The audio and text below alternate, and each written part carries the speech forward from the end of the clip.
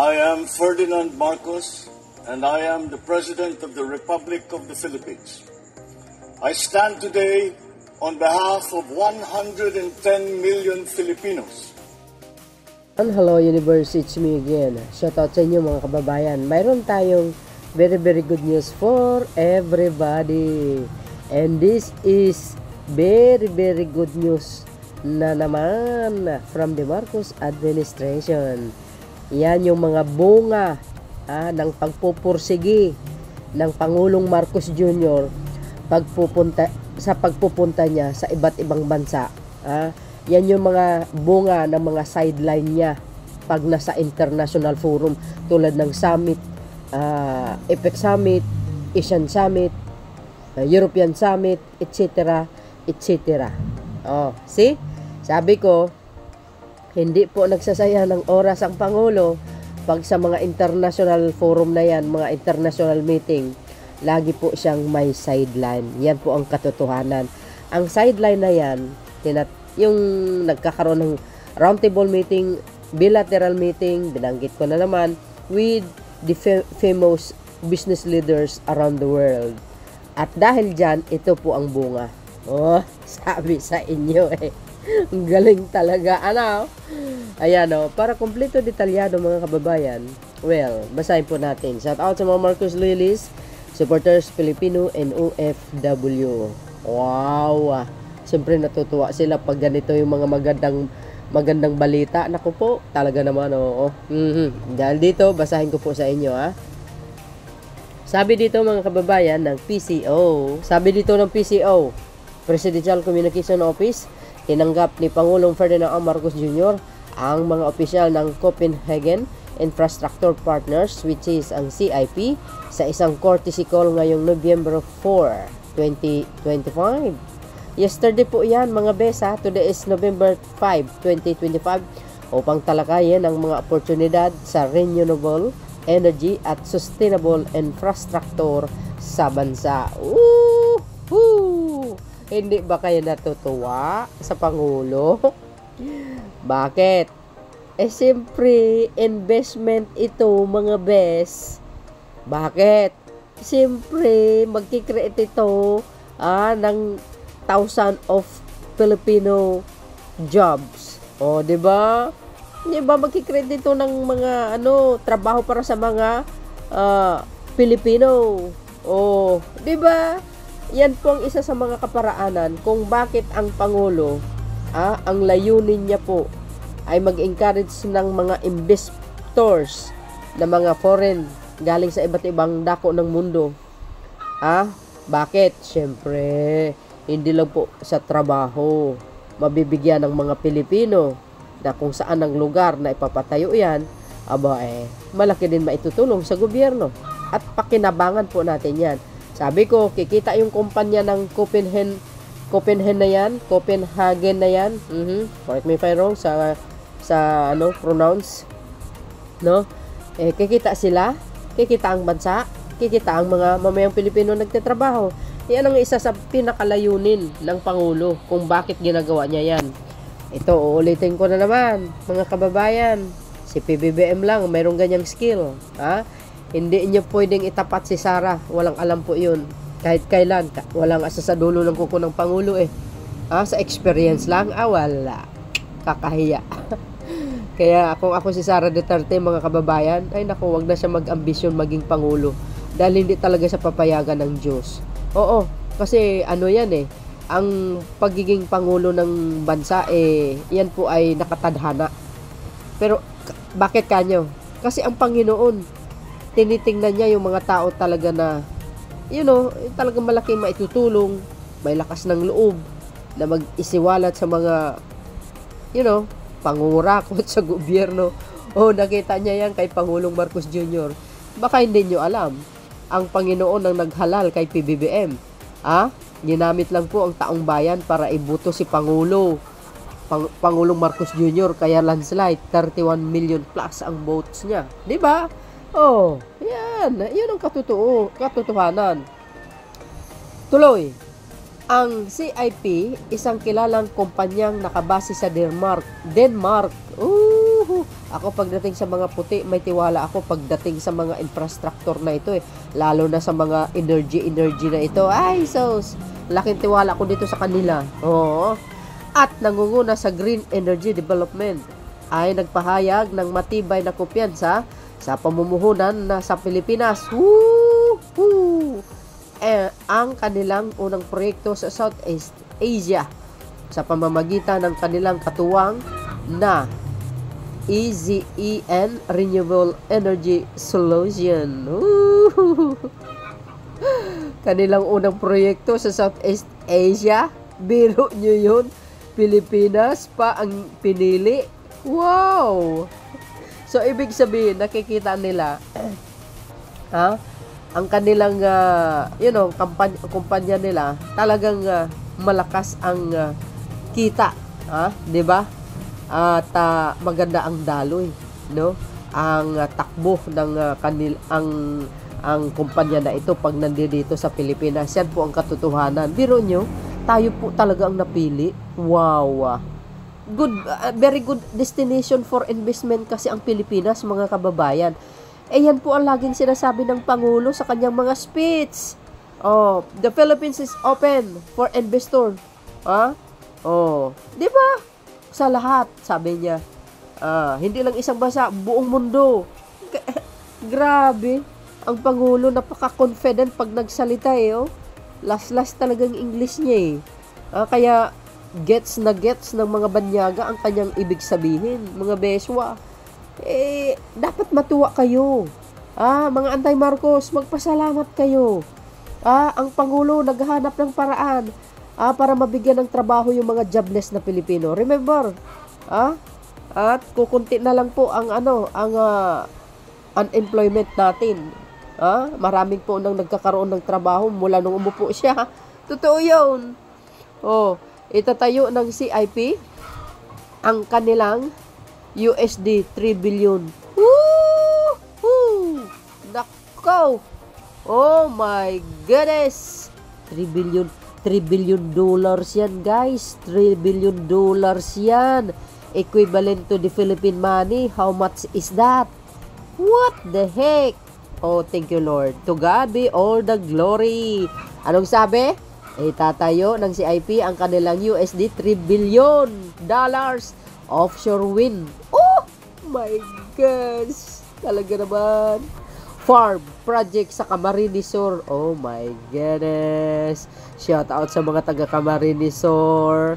Ipiprepare nyo na yung mga bayudeta nyo. Prepare na magsisilbing unang offshore wind development ng kampanya sa rehiyon. What the wow. Nakakatuwa naman ito, guys. Nakaka-overwhelm. I'm so happy. I'm very, very happy. Yay! Siyempre, sa mga Marcos Loyalist supporters, Filipino and OFW, matutuwa sila dito. Diba? Ayon sa CIP, pinili nila ang Pilipinas dahil sa maganda nitong lokasyon. Oh my gosh! At sa malinaw na direksyon ng administrasyon ni PBBM tungo sa clean energy transition. What is that? Wow na wow! Anong pinaka-the best dito, guys? Anong sabi? Pinili ang Pilipinas, maganda ang lokasyon. Kasi, malinaw na direksyon ang administrasyon ni PBBM. Yes! Yan ang sinasabi ko lagi. Pag magaling ang pinuno ng bansa, mga kababayan, ito po ang resulta. So, ibig sabihin, nakamonitor ang mga iba't ibang bansa sa bawat bansa na kung saan gusto nila mag-invest. So, napili nila ang Pilipinas. Why? Maganda kasi ang lokasyon. Hindi lang yun. Under the Marcos administration or under what's ni President Ferdinand R. Marcos Jr., malaki po ang tiwala. Why? Malaking katulungan sa kay Pangulong Marcos Jr. ang pagsisiwalat niya doon sa flood control issue, sa mga korap. Siyempre, ano masasabi ng mga tao na ito, mga kababayan? Aber, ano masasabi nila? Sasabi nila, wow, ang tapang nitong Pangulo na ito. So, ibig sabihin, 101% hindi sa kurakot. Ibig sabihin, maganda ang kanyang pamumuno. So, magde-decide tayo, doon tayo magpatayo ng ano yun? Offshore wind. Woo! Ano yun? Anyway, mga beswa, ayan na. Kahapon po yan. Yo! Ganda ito. Gandang balita. $3 billion, guys. Offshore wind. Diyan po sa Camarines Sur. Another investment. Diba? Katatapos lang galing South Korea ang Pangulo. 50.7 billion ang i-invest ng South Korean. South Korea na yung produkto nila is diba? Ang Samsung. Although mayroon na po sila dito, pero another investment uli ang kanilang ilalatag. Dito sa bansang Pilipinas. Yun ang expansion baga. Grabe Wow, dyan po sa Laguna yan. Yeah! Eto na naman, mga sunod-sunod po ang blessing sa Marcos administration. So, yung mga nagpapakalat ng fake news laban sa Pangulo na sinasabi, wala na daw mag-i-invest dito kasi dahil sa issue ng korupsyon, dyan kayo nagkakamali. Yung mga utak ng DDS talaga kahit kailan. Mapurul. Oo. Totoo yun. Sabi nila wala na mag-i-invest. Ano ito? $3 billion? Equivalent to Philippine money. How much is that? Sige nga. Ay, nako. Yan mga puti. Nako, mga best. Ako, bilib ako dito sa mga to. Magaling sila Mga kababayan, ako talagang mataas ang tiwala ko dito. Malaking tiwala ko sa mga puti. Totoo yun. Pagdating sa mga ganyang energy na yan, ako po, mataas ang kumpiyansa ko sa totoo lang. Kaya, congratulations Mr. President, talagang sinadya ka. You are the best president in the world. Shout out sa mga anti-Marcos na nagsasabi wala daw mag-invest kasi nga dahil talamak ang korupsyon. So ngayon, wala na siguro yan. Magtitigil-tigil na yan kasi nga in-expose na ng Pangulo. Kayo naman, ayan sila, Wow. Kahapon po yan, mga beswa. Yan. Sampal yan sa mga anti-Marcos. Na naninira sa Marcos administration. Yung minamaliit ang kakayahan ni PBBM. Yan po ang katas ng kanyang mga bilateral meeting sa iba't ibang bansa. See? Wala po kayo niyan. Kay si PBBM lang mayroong ganyang skills. Yan po ang katotohanan. Real talk po yan. Kaya yan si Sara Duterte, huwag siya mag-ambisyosa, maging Pangulo. Kulang na kulang sa kaalaman. At saka isa pa ako babae ako, pero guys, alam, sa totoo lang, ayaw ko talaga ng babae maging Pangulo. Palpak!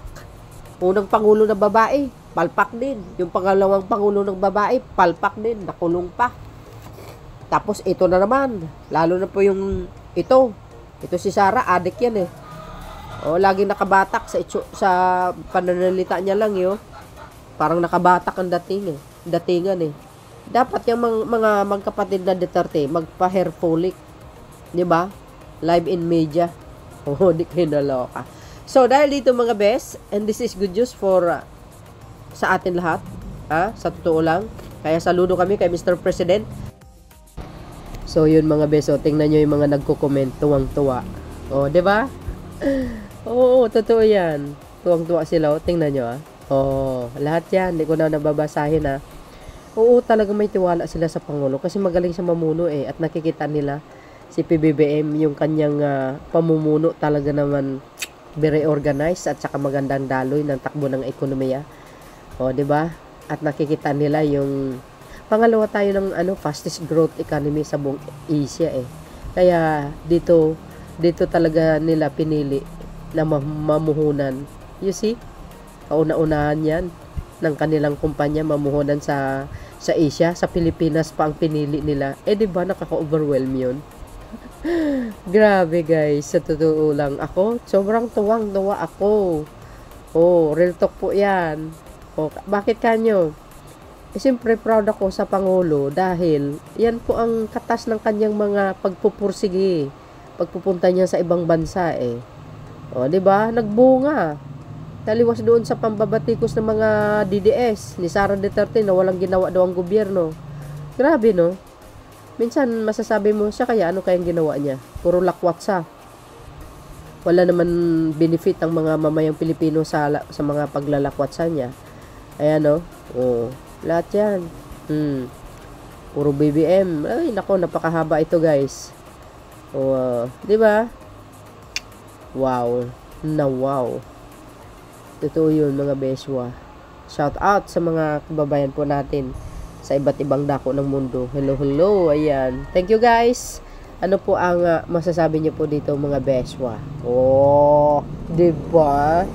Thank you for watching. See you again on my next upload, mga bes. Panoorin niyo po ang sinabi ni Yusek Castro. Eto na. Panibagong investment sa administrasyon ni Pangulong Ferdinand R. Marcos Jr., una sa Pilipinas, una sa Southeast Asia. Isang leading company sa renewable energy ang nagkaroon ng courtesy call kay Pangulong Ferdinand R. Marcos Jr. kaninang umaga upang ipahayag ang kanilang kumpiyansa na mag-invest sa renewable energy sa bansa. Sabi sa inyo Ang Copenhagen Infrastructure Partners o CIP ay isa lang sa mga investors na nagpahayag ng tiwala sa pamumuhunan dito sa Pilipinas sa pamamagitan ng kanilang partner na ASEAN Renewable Energy Solutions. Wow. Sa panayam kay Pangulong Marcos Jr., binigyan diin ng kumpanya na pinili nilang mag-invest sa Pilipinas dahil sa magandang lokasyon nito at sa magandang hangarin ni Pangulong Marcos Jr. na mag-shift sa renewable energy. Wow. Ayon kay Pangulong Marcos Jr., mahalaga ang investment ng kumpanya dahil sa hangarin ng pamahalaan na mag-shift mula sa fossil fuels patungong renewable energy. Wow. Ang CIP ay may commitment na magtayo ng kanilang unang $3 billion offshore wind farm project na itatayo sa Camarines Sur, ang kanilang kauna-unahang project sa Southeast Asia. Wow. Sa ganitong investment, patunay lamang na mataas pa rin ang kumpiyansa ng mga dayong investors na mamuhunan sa Pilipinas.